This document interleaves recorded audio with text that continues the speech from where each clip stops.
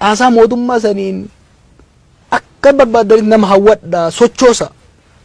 advantage qaban kun bada advantage qabdan uma mallaqani qabdan caasaa mootummaa harkaa qabdan miidiyaa adda addaa harkaa qabdan we don't expect fair election filannoo wal madaalawaan eeggannu hin barbaannu saajaan qabnu sanirra nuyi ka jennu filannoon nagaa haa godhamu filannoon nagaa haa godhamu nulleen hiyyummaa teenyan akaayii qabnu saanii xiqqoo takkatti kooboo xiqqoo takkatti haa dhiyeeffannu isinis birrii naggaatee asii doorsiftanii harka micciirtanii irraa fuutaniif ka araba irraa liqeeffattaniin ka faranjii irraa isinii dhufuun walitti naqadhaa birrii teessan gootaraa guuttadhaa ittiin as dhiyaadhaa rakkoon hin jiru miidiyaa qabdanis nutti duulchisaa maqaa nu balleessaa rakkoon hin jiru waa lamarraa fagaadhaa tokko humna nageenya fayyadamtanii poolisii waraana fayyadamtanii ummata keenya deeggaraa keenya doorsisuun sun fudhataman qabu lammaffaa seera dayattanii seera jalliftanii jallin ittiin deemtan sirrii miti irraa deebi'a we don't expect fair election we demand free election itti haasennu ummata keenya itti haasennu birriin isaanii tarsiimoo keenya yoo caale caasa mootummaa isaa qaban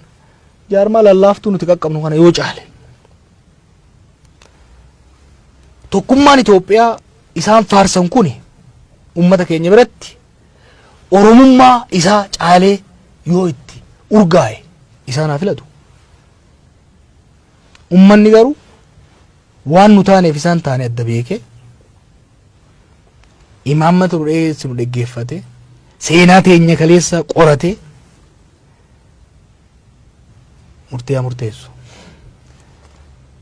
yoo maallaqa isaaniitiin caasaa isaaniitiin miidiyaa isaaniitiin olola isaaniitiin caalamnee mo'amne homa mormituu taane itti fufna dimokiraasiin biyya kanatti akka ijaaramuuf barbaanna yoommoo ummanni keenya nu filate mirga mormitii tokko isaanii eeyne isaan dhiisi warra kaleessa ummata keenya fixaa tureeyyuu ka dabarte gundoo taafte guddoo jenne dhiifama goonee fi dhiifne magaleetti isaantu waan hate irratti lolaa jira malee yoo mo'anne mirga isaanii eegnee fi ummata keenya hoggansa isaanii malu lafa keenya ittiin deemaa jirra baay'ee kan hoggaa jennu nama lama sadii argamniiti hoggansa gubbaa hamma gadiititti gandaa hamma federaatitti Oromiyaa miti biyya tana tolchee bulchuu danda'u qabna kan yoo jennu miseensa paartii kaafaa'oo ki'abaa'oo yoo akkasii miti jechaa jirru ummanni Oromoo ofiin of bulcha rabshaan kun hundi jeequmsi kun hundi korrapshiniin kun hundi kufaatiin biyyaa salphinni biyyaa ka dhufe